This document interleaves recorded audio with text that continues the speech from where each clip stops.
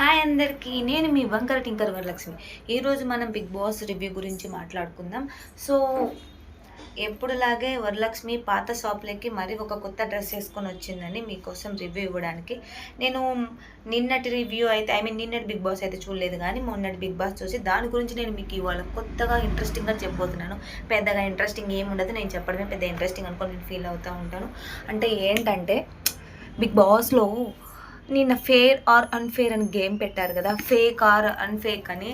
So దానిలలో చాలామందికి brain లేదు అని బాగా అర్థమైంది. వాళ్ళలో ఒక్కడు కూడా బిగ్ బాస్ పోయే కంటెంట్ అస్సలు లేదు. సో నాకుంది, బట్ నన్ను అక్కడికి వాళ్ళు తీసుకెళ్ళలేదు. బిగ్ బాస్ వాళ్ళకు నన్ను తీసుకెళ్ళే అదృష్టం వాళ్ళకు లేదని నేను ఫీల్ అవుతున్నాను అంతే. అలాగే అండ్ జ్యూరీస్ ఉన్నారు కదా ముగ్గురు, వాళ్ళు పెద్ద బిల్డప్, అబ్బో మేము రాము ఈ సీట్ల లేక అదే తొక్కలు బిల్డప్ అది చేస్తున్నారు.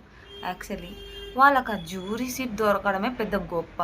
దానికి మళ్ళీ మేము రాము మేము చెయ్యము అని తొక్కలు ఓవర్ యాక్షన్ బిల్డప్లు చేస్తున్నారు. ఇదంతా అవసరమమ్మా మీకు అందరికీ?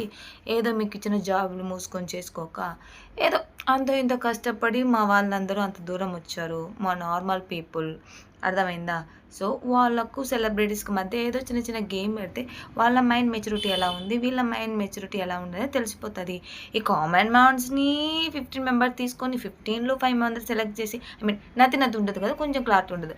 ఆ 15 మెంబర్స్లో నుంచి 5 మెంబర్స్ని సెలెక్ట్ చేసుకొని ఆ 5ని మీరు మిగతా సెలబ్రిటీల మధ్యలో వదులుతారా? అదేదో సెలబ్రిటీలనే 5 మెంబర్స్ తీసుకొని కామన్ మ్యాన్ని మీరు 10 మెంబర్స్ తీసుకోవచ్చు కదా. అలా కుదరదు మీకు, ఎందుకంటే మీకు సెలబ్రిటీసే కావాలి. మీకే కదా, మాకు కూడా సెలబ్రిటీసే కావాలి. ఎందుకంటే మేము కూడా సెలబ్రిటీస్లకు ఓట్లు వేసినంత కామన్ పీపుల్కి వెయ్యం. మాకు కూడా ధూళి ఎక్కువే, అర్థమైందా? సో మీరు చేసేది మీరు చేయండి, మేము చేసేది మేము చేసుకుంటూ వెళ్తుంటాం. ఓకేనా? బాయ్.